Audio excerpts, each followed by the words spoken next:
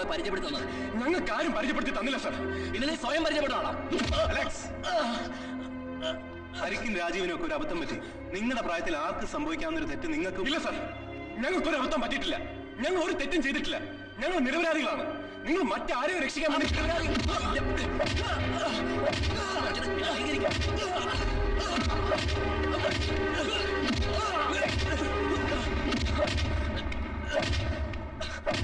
അലക്സേ,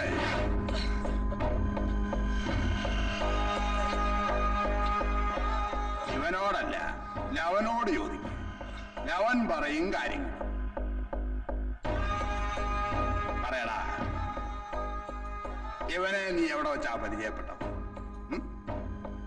എത്ര രൂപ തന്നു?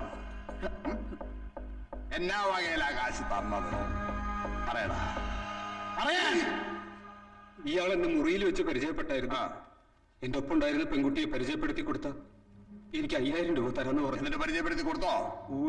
പറഞ്ഞ രൂപ തന്നോ? ഇല്ല. അതിന്റെ പേരിലാണ് ഞാൻ പ്രശ്നം ഉണ്ടാക്കിയത്.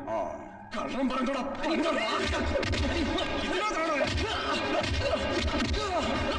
മതി മതി മതി മതി. താനിങ്ങൊന്നേ പറയട്ടെ.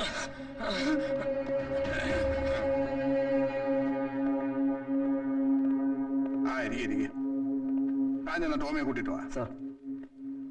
ഇയാളുടെ മകൻ ടോമി പ്രശ്നമുണ്ടായ ദിവസം പകൽ സമയം മുഴുവൻ ആർടി ഓഫീസിൽ നടന്ന ബസ് ഓണേഴ്സിന്റെ യോഗത്തിൽ പങ്കെടുത്തിരുന്നതായി പറയുന്നുണ്ടല്ലോ. ഇത് ആർടി ഓഫീസിലെ രജിസ്ട്രാ. പിന്നെ എങ്ങനെയാണോ ഈ കേസിന്റെ പേരിൽ ടോമി അറസ്റ്റ് ചെയ്യുന്നത്? പെൺകുട്ടി ആദ്യം പറഞ്ഞ പേര് ടോമിയുടെയാണ് സർ. എടോ, അത് ഇവിടെ പോലുള്ള എണ്ണങ്കട്ടോളുമാര് പിടിക്കുമ്പോ പുളിങ്കൊമ്പിലെ പിടിക്കൂ. പോയാ ഒരു വാക്ക് കിട്ടിയാൽ നല്ലൊരു തുക. താൻ അവനെ വിട് സാർ. അത് താൻ പറയുന്ന കേട്ടാ മതി. ഈ പെണ്ണല്ലാതെ മറ്റാരെങ്കിലും എന്റെ പേര് പറയുന്നുണ്ടോ? തെളിവുകൾ എന്തെങ്കിലും ഉണ്ടോ? പിന്നെ എന്തിന്റെ പേരിലാണ് ഇവനെ അറസ്റ്റ് ചെയ്യുന്നത്?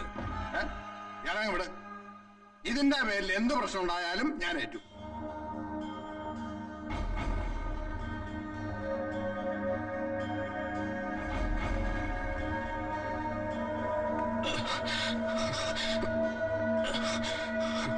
ഇരട്ടിപ്പാറയെന്ന് പിന്നെ നീ ആ പെണ്ണിനെ അങ്ങോട്ട് എങ്ങോട്ടാടാ പോയത്? സത്യമേ പറയാവൂ. കള്ളം പറഞ്ഞാൽ നിന്നെ കൊന്നി അതിനകത്ത് കെട്ടിത്തൂക്കും. എങ്ങോട്ടാടാ പോയത്? കോട്ടയത്തിന്. അവിടെ വെച്ച ഞാൻ രാജമ്മ ചേച്ചിയെ പരിചയപ്പെട്ടത്.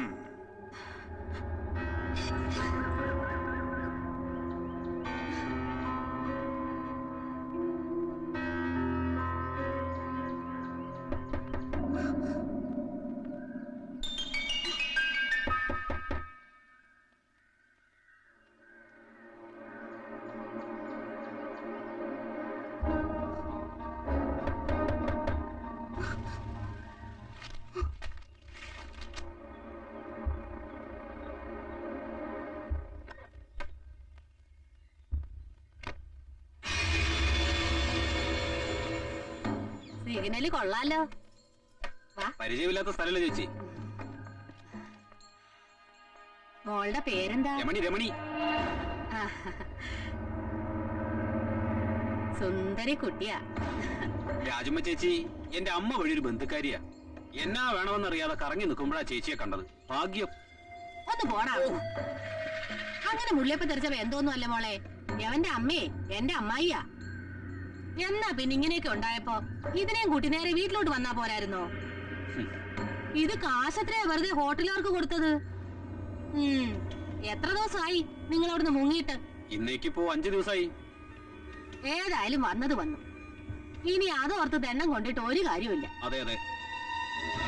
ഒന്നുമില്ലേലും ഇത്രയും പഠിപ്പുള്ള കൊച്ചല്ലേ, ഒരു ജോലിയൊക്കെ നമുക്ക് ഒപ്പിച്ചു കൊടുക്കാവുന്നതേ ഉള്ളൂ. എനിക്ക് കുറച്ച് സാറുമാരെയൊക്കെ പരിചയമുണ്ട്. അവരെ മുട്ടിച്ചു തരാം. എന്നാ എല്ലാം കെട്ടിപ്പറക്ക്. നമുക്ക് എന്റെ വീട്ടിൽ പോവാം. എന്താ?